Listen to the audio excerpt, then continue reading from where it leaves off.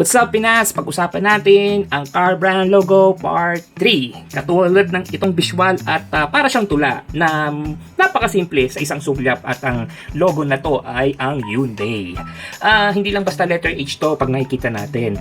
Pag tinitignan natin at iniisip natin, well, letter H lang naman yan eh. Pero may higit pang ibig sabihin ito. Ang disenyong ito ay nagsasagisag sa dalawang tao. Yung customer at isang kinakatawan ng kumpanya na nagkakamay or nag-shake hands, diba? Napakatalino. Ito yung simbolo ng tiwalang paikipagkamay at pangkalahatang kilos sa pagtitiwala ng kasiyahan.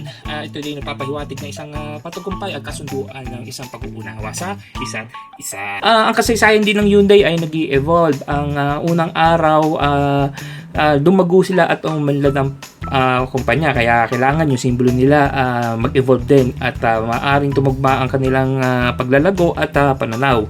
Ang kapanganakan ng letter H logo ng Hyundai ay nabuo noong 1990s. Ang emblem nito sumasaklaw sa dedikasyon at Hyundai sa kasiyahan ng customer at kalidad ng serbisyo.